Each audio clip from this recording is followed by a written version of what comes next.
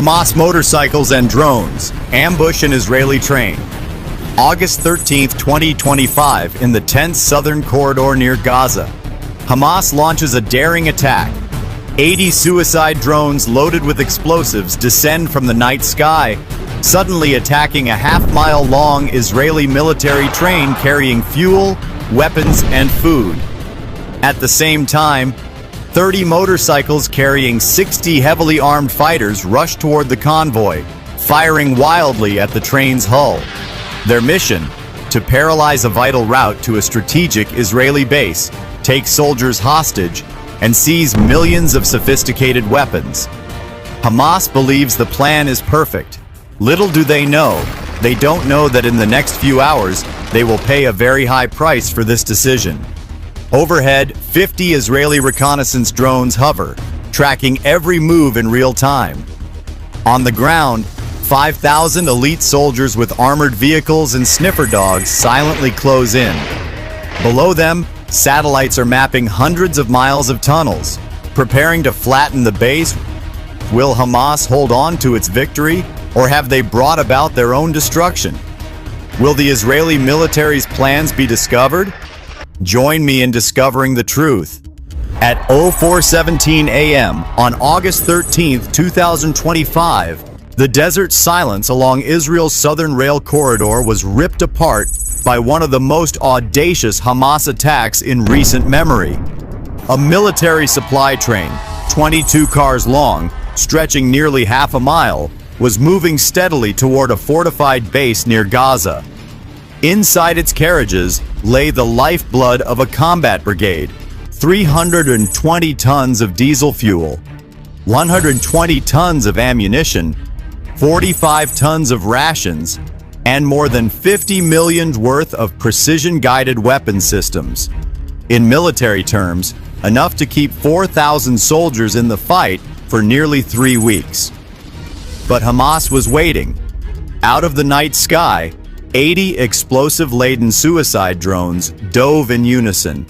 Each carried a warhead of just 20 pounds, but multiplied together, the swarm delivered the equivalent of 1.6 tons of TNT, comparable to a small tactical airstrike. The first detonations struck the fuel cars. Tens of thousands of gallons of diesel erupted in a sheet of fire, launching a fireball nearly 300 feet high. The heat was so intense, measured at over 3,000 degrees, that satellite sensors later registered it from orbit. The escort section of the train was next. 2 armored cars carrying 40 Israeli soldiers were ripped open as drones punched through their plating. Shrapnel tore through the compartments, scattering metal fragments traveling at over 2,000 miles per hour. Survivors stumbled from the wreckage into a maelstrom of fire and smoke, with more drones screaming down overhead. In just under 120 seconds, what had been a secure supply convoy had become a burning skeleton on rails. Then came the ground assault. From dirt tracks and orchards nearby, 30 motorcycles thundered forward. Each carried 2 Hamas fighters armed with AK-74 rifles, RPG-7 rocket launchers, and belt-fed machine guns. 60 heavily armed militants in total. Moving at nearly 55 miles per hour, they closed the distance with shocking speed. Their mission was not just to destroy, but to board the train, capture Israeli troops, and steal advanced weapons. In less than 5 minutes, Israel's southern steel artery had been transformed from a routine logistics run into a war zone. Fuel cars burned like torches. Ammunition threatened to cook off, and the night air trembled with the sound of engines, explosions, and gunfire. The battlefield had arrived without warning, and the cost of hesitation could be catastrophic. If you were Israel's top commander, would you have launched the attack, or would you have waited for them to return to base and destroyed the entire base? The inferno along the tracks was still raging when the first encrypted alerts reached Tel Aviv. Within 4 minutes of the attack, Israel's Southern Command convened an emergency war council. On the table were numbers that chilled even seasoned officers: a half-mile supply train crippled, 40 soldiers unaccounted for, and more than $50 million in cargo at risk of falling into enemy hands. Hamas had staged an operation on a scale unseen in years, and if left unanswered, it threatened to unravel Israel's frontline posture near Gaza. The response was immediate, calculated, and overwhelming. Israel's Air Force scrambled 50 reconnaissance UAVs, each equipped with ultra-high-resolution thermal cameras capable of detecting a human body from 15 miles away. Linked through secure satellite relays, these drones fanned out across the skies of southern Israel and northern Gaza. Within 11 minutes, their feeds painted a shocking picture. The motorcycle raiders and captured supplies were moving toward a labyrinth of underground tunnels, disappearing into Hamas's fortified strongholds. The cost of hesitation was measured in lives and days of combat endurance. Intelligence analysts estimated that if Hamas retained even 20% of the stolen munitions, it could fuel weeks of ambushes, rocket attacks, and cross-border raids, potentially inflicting hundreds of Israeli casualties. That was unacceptable. High Command authorized Operation Iron Hounds. The objective was not only to recover what had been stolen, but to annihilate the infrastructure that made such an attack possible. Every second mattered. As the 50 drones shadowed the militants, their sensors locked onto 6 separate tunnel entrances, each no more than 800 yards from civilian neighborhoods. That proximity forced Israel's leaders to calculate with precision, neutralize Hamas without dragging innocents into the fire. The battlefield had shifted from the burning rails to the shadows beneath Gaza, and Israel was preparing to hunt its enemy where they felt safest. Support us by liking and subscribing. And now the Hamas army's lair is clearly visible. By 4:39 a.m., Israel's War Council had already escalated from reconnaissance to mobilization. A single command, Iron Hounds deploy, set an entire strike force in motion.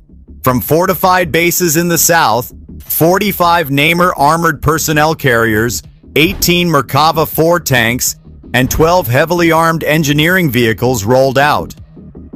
Inside this steel column were 5,000 elite troops, a combined force equal to an entire combat brigade.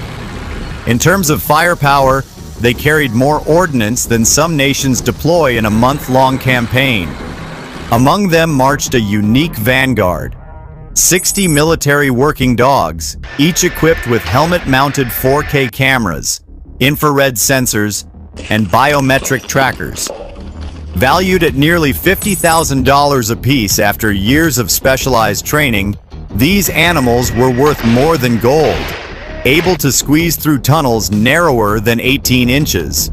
Linked to a satellite uplink, their camera feeds streamed at 10 gigabytes per minute, enough data to map every turn and chamber of Hamas's subterranean strongholds in real time. The convoy halted in the shadows just 6.2 miles from Gaza's border, engines cut, optics switched to night vision. Overhead, Israel's ERA C-3 spy satellite locked onto suspected tunnel entrances. Analysts estimated Hamas's tunnel network stretched nearly 350 miles underground, 10 times the length of Manhattan Island. If even half of those passages were active, they could conceal up to 8,000 fighters, dozens of weapons depots, and command bunkers buried 90 feet below the surface. The numbers painted a sobering picture: a hidden fortress large enough to house a city, guarded by militants armed with thousands of rifles, hundreds of RPG launchers, and stockpiles of Iranian-supplied rockets. Yet the Israeli strike force advanced methodically, armed with seismic ground sensors, fiber optic scopes, and AI-powered mapping tablets designed to convert chaos into a blueprint. By the time the first rays of dawn skimmed the horizon, 5,000 soldiers lay in silent positions while their canine scouts slipped into tunnels ahead. Israel was about to launch one of the most ambitious subterranean assaults in modern history, an operation where every second, every heartbeat carried the weight of victory or disaster. Don't leave yet. This is the destruction of the Hamas army. The silence ended at 05:11 a.m. when the strike order was given. For nearly half an hour, 5,000 Israeli soldiers had waited in position, their nerves coiled like springs. Now the battlefield lit up with sudden fury. The first salvo came from dozens of shoulder-fired grenade launchers. In less than 10 seconds, over 300 high-explosive grenades streaked into Hamas positions near the tunnel entrances. The blast tore open bunkers and collapsed makeshift barricades, scattering militants who had no idea how thoroughly they were being watched. Panic spread as the second phase began. Above the battlefield, 350 loitering munitions, small UAVs fitted with 10-pound high-explosive charges and nose-mounted cameras, dove at terrifying precision. Guided by live-streaming video feeds, they selected targets with surgical accuracy. One drone veered straight into a machine gun nest, vaporizing its crew in a blast equivalent to 5 hand grenades detonating at once. Another UAV plummeted into a group of fighters trying to regroup around an RPG launcher. In under 3 minutes, more than 60 Hamas militants were neutralized, their positions erased before they could mount a coordinated defense. But Israel's planners had prepared for more than open skirmishes. The most devastating blows struck deep underground. Using the reconnaissance gathered by K-9 scouts and satellite tracking, Israeli operators unleashed 50 specialized bunker-buster drones. Unlike ordinary quadcopters, these machines carried shape-charge warheads capable of cutting through 3 feet of reinforced concrete. When detonated, the copper-lined cones created plasma jets at 30,000 feet per second, hot enough to pierce underground command rooms like paper.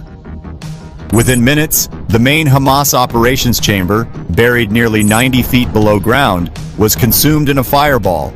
Dozens of laptops, radios, and encrypted servers were obliterated, along with the commanders inside. Technology amplified every strike. Israel's battlefield network, powered by AI-driven targeting software, analyzed thermal and acoustic signatures in real time.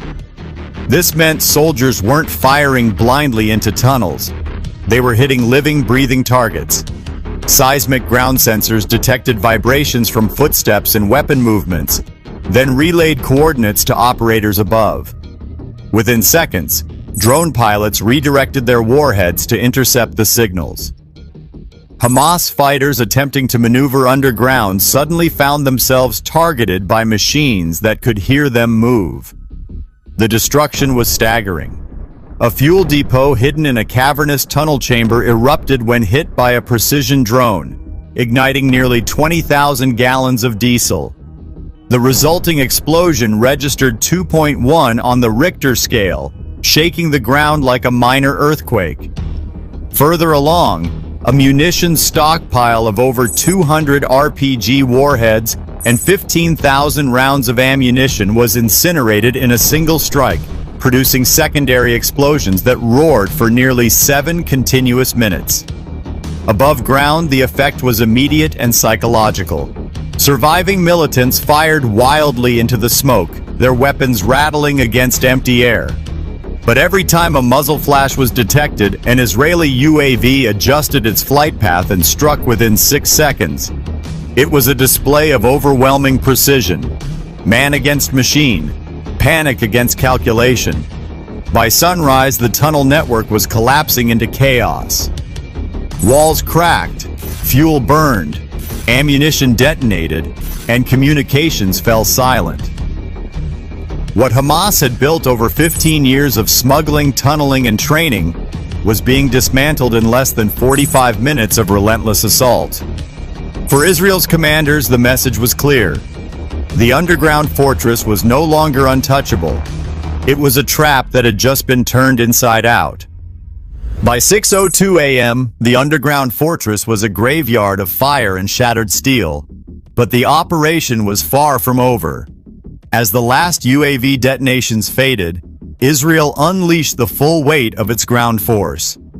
5,000 elite soldiers poured into the tunnel complex, methodically clearing every chamber, corridor, and ventilation shaft. The sweep was brutal in its efficiency. In less than 90 minutes, over 1,100 Hamas fighters were confirmed killed in close-quarters combat.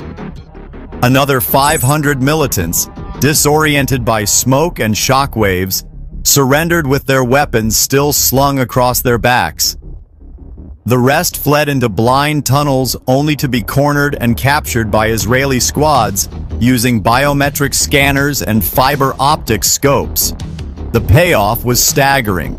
Troops recovered dozens of Israeli soldiers taken hostage during the train ambush, pulling them alive from makeshift prison cells deep underground. Crates of stolen weapons, more than $50 million in rifles, rockets, and ammunition, were seized intact. Even more devastating for Hamas, 6 entire tunnel branches totaling nearly 12 miles were rigged with explosives and collapsed, permanently erasing years of construction. When the dust settled, the cost of Hamas's gamble was clear. An entire command hub destroyed, hundreds of fighters neutralized, and their most valuable underground base reduced to rubble. For Israel, it was more than a recovery. It was a statement. The message echoed from the tunnels to every hostile group watching. No ambush, no fortress, and no weapon could outlast Israel's reach. By the time the sun climbed fully over Gaza, the battlefield told a story no press release could soften. A supply train once seen as a symbol of vulnerability had become the bait that lured Hamas into overreach and their annihilation. In less than 2 hours of coordinated action, Israel transformed disaster into decisive victory. 5,000 soldiers storming tunnels, more than 1 million militants eliminated or captured, dozens of hostages freed, and over $50 million in stolen weapons reclaimed. The underground labyrinth, once hailed by Hamas as an impenetrable fortress, now lay in ruins, its walls collapsed and its command structure erased. The numbers alone were staggering. 12 miles of tunnels destroyed, 20,000 gallons of fuel ignited, and a base built over 15 years reduced to rubble in 45 minutes. Yet beyond the statistics, the true impact was psychological. Hamas had gambled that chaos and surprise could outweigh Israel's discipline and technology. Instead, the operation proved the opposite. Israel's fusion of intelligence, precision drones, satellite tracking, and ground forces created a battlefield where failure was mathematically impossible. For Hamas, the attack ended in humiliation. For Israel, it was more than a military win. It was a warning carved in smoke and steel. The message rang clear to every adversary in the region. Ambushes can be planned, tunnels can be dug, weapons can be smuggled, but in the end, Israel will find, strike, and destroy.